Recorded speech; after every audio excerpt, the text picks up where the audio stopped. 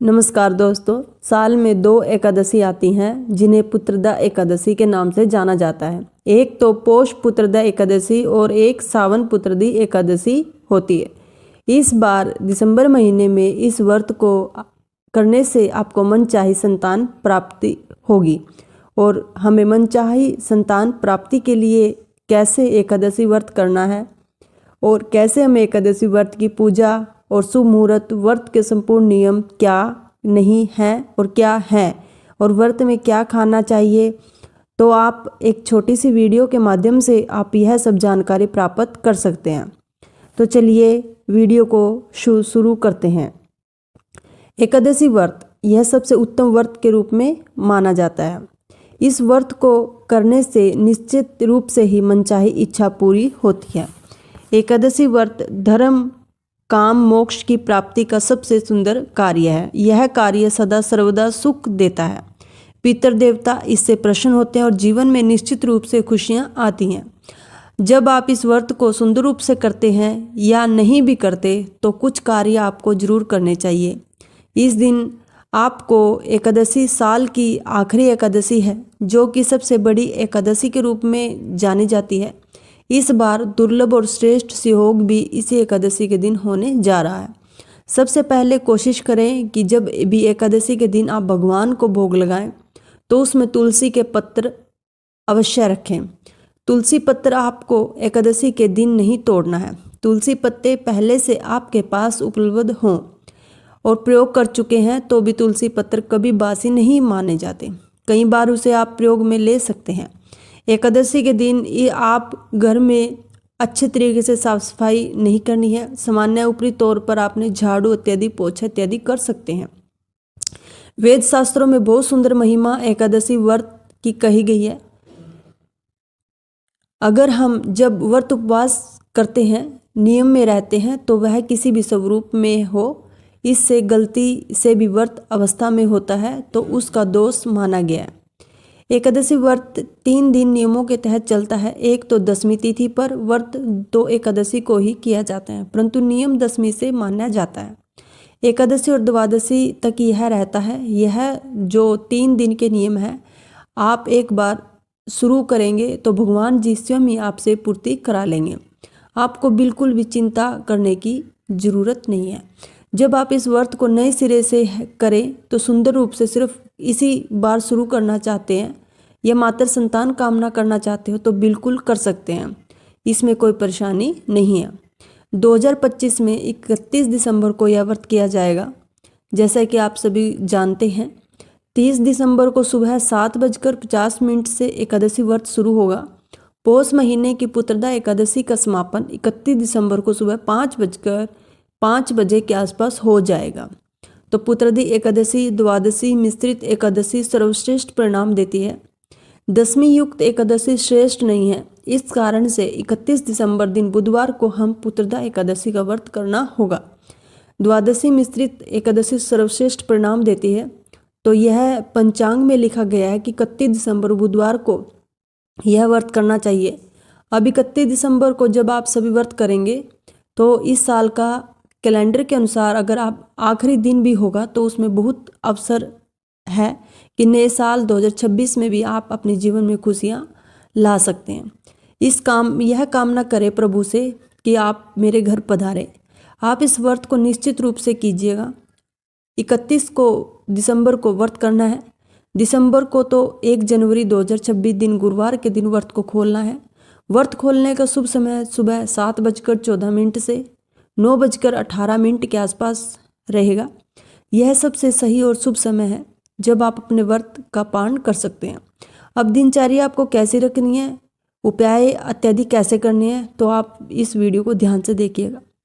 इस दिन आप सभी को कोशिश करें कि कच्चा दूध आप प्रयोग में जरूर लें। कच्चा दूध सर्वदा संतान प्राप्ति के लिए सहायक माना जाता है। प्रभु जी को शंख में कच्चा दूध, गौ माता का तुलसी पत्र रखकर आप सभी ओम नमो भगवते वासुदेवाय या श्री नारायण के किसी भी महामंत्र का जाप करते हैं। आपको श्री नारायण या लड्डू गोपाल विग्रह स्वरूप को स्नान कराना चाहिए। फिर इसे पंचामृत को आप उन्हें ग्रहण करना चाहिए। गंगा जल भी शंख में भरकर तुलसी पत्थर रखकर भगवान को समर्पित करना चाहिए। साथ ही आप सभी को संकल्प जरूर लेना चाहिए, परंतु ध्यान रहे एकादशी व्रत कर रहे हैं तो चावल का प्रयोग पूजा पाठ में नहीं करना है और खाने में स्पर्श में भी बिल्कुल नहीं करना है। आप सभी को सबसे सरल के रूप में अगर संकल्प लेना है भगवान जी के नियमित व्रत का, तो आपने अपने हाथ में तिल रखें। पूजा के लिए भी आप सफ़ेद तिल का प्रयोग करें। दाहिने हाथ में आप तिल पुष्प या पीला पुष्प प्रयोग में लें और साथ ही आप संकल्प लें कि भगवान जी, हे श्री नारायण, हे महादेव, हे गणपति गजानन, मेरे नाम और एक यह है, मैं आज संतान प्राप्ति के लिए यह व्रत करने जा रही हूँ। मेरे इस व्रत को आप परिपूर्ण कर इसका सुंदर परिणाम मुझे दीजिए। ऐसी प्रार्थना कर आप संकल्प लें और वस्तु को भगवान के श्री चरणों में समर्पित करें। स्नान इत्यादि से पहले निर्वृत्त करें। भगवान जी को वस्त्र पहनाए, चंदन की सेवा दीजिए। उसके बाद आप संकल्प लीजिए कि फिर चीज़ों का भोग भगवान जी को तुलसी पत्र रखकर समर्पित कीजिए। यह पूजा सरल है जो अनंत गुना लाभ देगी। तुलसी में जल नहीं चढ़ाया जाता। एकादशी के दिन सिर्फ दीपदान किया जाता है। इस बात का आप ध्यान रखिएगा कि तुलसी की परिक्रमा सिर्फ के माध्यम से ही सर्वश्रेष्ठ कही गई है। सूर्य भगवान की आराधना सबसे उत्तम मानी जाती है, तो सूर्याण भगवान को जल जरूर चढ़ाएं, भले ही वह दिखाई दे या ना दे। जल के लोटे में लाल फूल, लाल चंदन और जो है आप सभी काले तिल का प्रयोग जरूर करें। इससे लाभ देखा गया है। आप भगवान जी को आपने भगवान जी की पूजा कर लेनी है। इस दिन तुलसी की लकड़ी का दीपक कच्चे सूत या रुई में लपेटकर अपने घर पर आप दीपदान के रूप में जरूर प्रयोग करें। साथ के साथ तुलसी की मिट्टी को मस्तक पर धारण करें। तुलसी जी की जो लकड़ी है उसे आप किसी पत्थर पर घिसकर हरी चंदन बनाकर उसे श्री नारायण के विग्रह स्वरूप को सुंदर श्रृंगारित करते हैं, तो इससे प्रभु जी प्रसन्न होते हैं। इस दिन संतान गोपाल मंत्र, जिन निसंतान दंपति के स्थान की प्रॉब्लम है उनको इस दिन 108 बार संतान गोपाल मंत्र का श्रवण करना चाहिए। अगर आप जाप कर सकते हैं तो निश्चित रूप से करें। किसी छोटे बच्चों को इस दिन, जैसे ब्राह्मण बच्चा है या किसी भी स्वरूप के बच्चे हैं, बच्चे तो भगवान का रूप है, अपनी इच्छा शक्ति सामर्थ्य अनुसार अगर आप उन्हें उपहार देते हैं, जैसे आप केला दे सकते हैं, नारियल दे सकते हैं, जो भी आपसे प्रसाद स्वरूप बने पाए वह देने का आप निश्चित रूप से प्रयत्न करें। इससे लाभ होता है।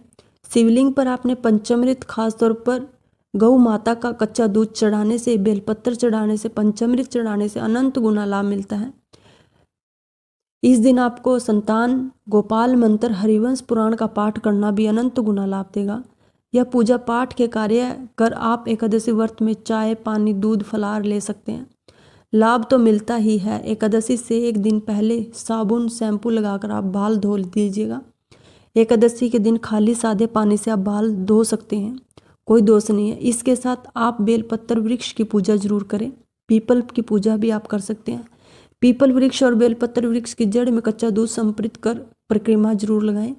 इस दिन आप सभी सुंदर भाव से, मन से दीपदान ज़्यादा से ज़्यादा करें और दिन भर में आप जब व्रत करेंगे, रात्रि जो है आप कोशिश करें जागरण कर पाए। जागरण ना हो तो भगवान जी के समक्ष आप बैठें, उनके पास ही लेट जाएं। झूठ, छल, कपट से दूर रहें।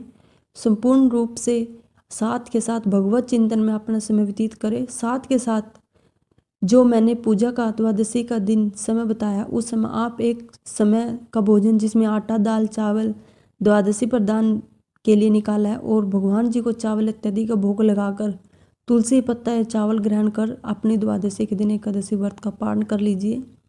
इस तरह से यह एकादशी की पूरी बात मैंने आपको बताई। अगर आप ऐसे मन से यह वीडियो को देखोगे और यह जो उपाय मैंने आपको बताए, अगर आप इनको करोगे तो अवश्य ही जिन मेरी बहनों को संतान नहीं हो रही उनको अवश्य संतान होगी, क्योंकि जब भी कोई काम हम पूरे भाव से करते हैं तो उसका फल हमें अवश्य जरूर मिलता है। तो आप सभी यह करके देखिएगा उपाय, और आपने एक समय का भोजन दान करें। गौ माता को रोटी इत्यादि निकाल कर खिलानी है आपने सुंदर रूप में। बच्चों को, गरीब जरूरतमंद व्यक्ति को, गरीब है जो, आप उन्हें इच्छा शक्ति सामर्थ्य अनुसार गर्म वस्तु का दान करें। यह भी लाभदायक माना जाता है। अगर आपको मेरी यह वीडियो पसंद आती है तो कमेंट करके ज़रूर बताना। जय श्री कृष्ण।